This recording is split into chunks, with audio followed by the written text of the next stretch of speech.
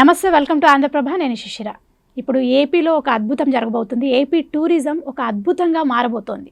So దానికి ఎలాంటి పెట్టుబడులు వచ్చాయి, అంటే ఆ టూరిజం ఎట్లా డెవలప్ అవ్వబోతోంది, దానికి సంబంధించిన విషయాలు మనం అడిగి తెలుసుకుందాం. మనతో పాటు ఉన్నారు రాజకీయ విశ్లేషకులు చంద్ర శ్రీనివాస్ గారు. ఆయన అడిగి తెలుసుకుందాం. నమస్తే అండి. నమస్కారం అండి. ఇప్పుడు ఏపీలో టూరిజం చాలా డెవలప్ అవ్వబోతోంది. చంద్రబాబు నాయుడు గారు ఎక్కువ ఫోకస్ పెట్టారు దాని మీద, ఆ విషయం పైన అంటున్నారు.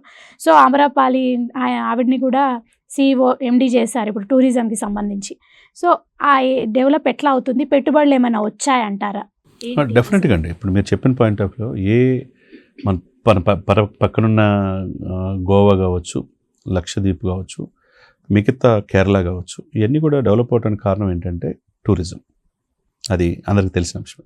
పక్కనున్న దేశాలు మాల్దీవులు కావచ్చు, బ్యాంకాక్ కావచ్చు, థాయిలాండ్, పుకెట్, ఇట్లాంటివన్నీ కూడా సరిహద్దు దేశాలు టూరిజం ఎందుకు డెవలప్ అవుతున్నాయి? సముద్రం కావచ్చు, మీరు తర్వాత మిగతా ఎవరైతే వస్తారో విదేశీయులు ఇతర దేశాల నుంచి ఆకర్షించడానికి అన్ని రకాల ఎంటర్టైన్మెంట్ ఉండటం.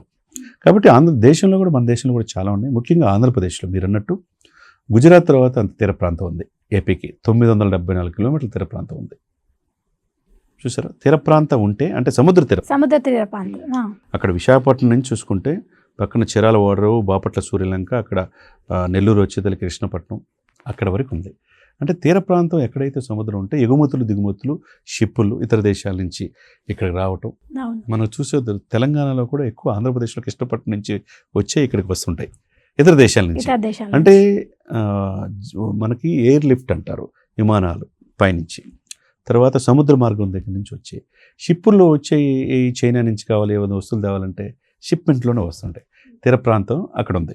కాబట్టి ఇక్కడ తెలంగాణలోకి వచ్చే కూడా ఆంధ్రప్రదేశ్ నుంచి వచ్చేవి వస్తాయి. కాబట్టి తీర ప్రాంతం 974 కిలోమీటర్లు ఉండి కూడా గత ప్రభుత్వం 5 సంవత్సరాల్లో అసలు పట్టించుకోవాలి. ఫుడ్ ప్రాసెసింగ్ యూనిట్స్ తేవచ్చు, టూరిజం డెవలప్మెంట్ చేసుకోవచ్చు. ఎక్కడో కేరళ వెళ్ళాల్సిన అవసరంలా, ఎక్కడో ఆఫ్రికా కంట్రీస్, యూరోప్ దేశాలు వెళ్ళాల్సిన అవసరంలా. మనకు ఆంధ్రప్రదేశ్లో కావచ్చు, దేశంలో అన్ని కేంద్రాలు ఉన్నాయి. ఆంధ్రప్రదేశ్ ఒకప్పుడు గోదావరి జిల్లాలో ధాన్యాగారం అంటారు, రైస్ పండించడానికి. అప్పుడు సరాద్దర్ కాటన్ గారు గోదావరి బ్రిడ్జి కట్టారు. అటువంటి పచ్చదనంతో నిండుగా ఉండే గోదావరి జిల్లాలో ఈ దేశానికి ఆహారాన్ని అందించిన, అన్నం పెట్టినాయి. మరి అటువంటి నదులు ఉన్నాయి.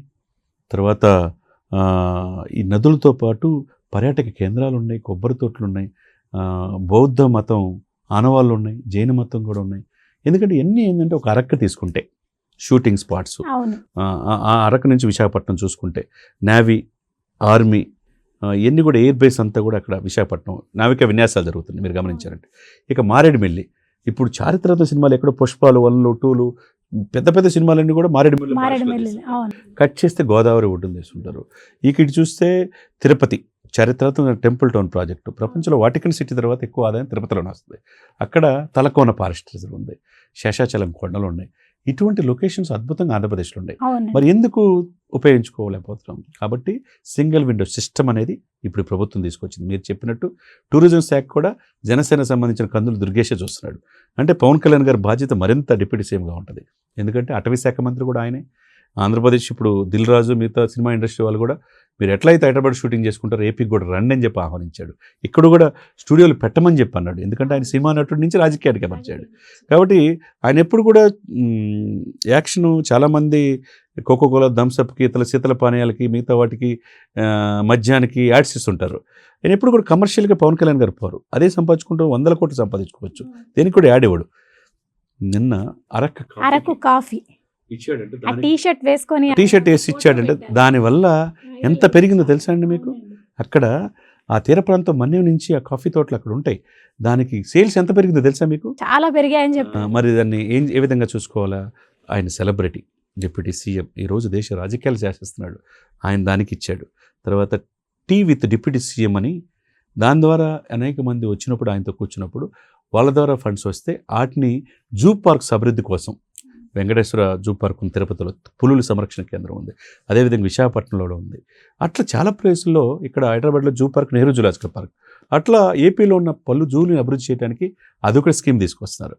ఇకపోతే మొన్న అఖండ గోదావరి ప్రాజెక్టు అని చెప్పేసి సెంట్రల్ నుంచి 140 కోట్లు తీసుకొచ్చారు. గండికోట ప్రాజెక్టు, ఇవన్నీ తీసుకొస్తే ఏమవుతుందండి? టూరిజం ఇంకా డెవలప్ అవుతుంది. కాబట్టి మీరు లక్కీగా ఆమ్రపాలి తెలంగాణలో చాలా కీలకమైన శాఖలు చేసినామే. ఆమె ఆల్రెడీ పిఎంఓ ఆఫీసులో పనిచేసింది. కలెక్టర్గా కూడా వ్యవహరించారు. కలెక్టర్గా చాలా కీలకమైన శాఖలు జిహెచ్ఎంసీ చేశారు. ఆమెను ఏపీకి ఎలకెట్ అయింది. అయిష్టంగా వెళ్ళినా ఇప్పుడు సమర్థవంతంగా పవన్ కళ్యాణ్ గారి నాయకత్వంలో పనిచేయడం చాలా ఆనందంగా ఉందని చెప్తుంది. ఎటువంటి రాయితీలు ఆంధ్రప్రదేశ్ ఇస్తాం, single window system, is and do business. అంటే మీరు ఎక్కడ కూడా వెళ్ళాల్సిన అవసరం లేకుండా ప్రభుత్వ ప్రైవేట్ పెట్టుబడులు భాగస్వామ్యంలో హోటళ్ళు పెట్టండి, టూరిజం డెవలప్ చేస్తే ఆదాయం వస్తుందని చెప్పేసి పాలసీని పెట్టారు.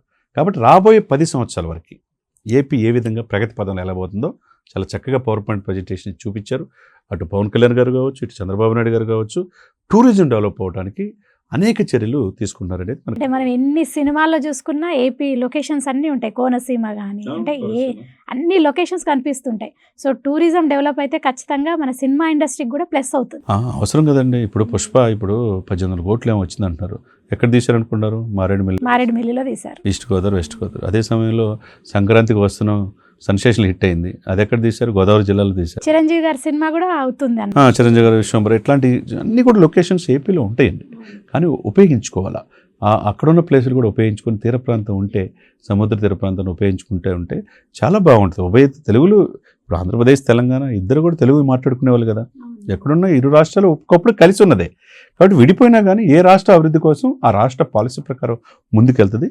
వీళ్ళకి పెట్టుబడులు ఆకర్షించడానికి అనేక స్కీమ్స్ ప్రభుత్వం, సింగిల్ విండో సిస్టమ్, మీకు ఏం కావాలంటే ల్యాండ్ ఇస్తాం, త్వరితగతిన పర్మిషన్స్ ఇస్తాం అనేది ప్రభుత్వం ఎప్పుడైతే ముందుకు వచ్చిందో పెట్టుబడులు పెట్టడానికి కూడా పారిశ్రామికవేత్తలు కూడా ముందుకు రావడానికి అవకాశం ఉంది. ఆ విధంగా టూరిజంలో ఒక ఆంధ్రప్రదేశ్కి ఒక మార్గదర్శి నడుస్తుంది అనేది మనం అనుకోవాలి.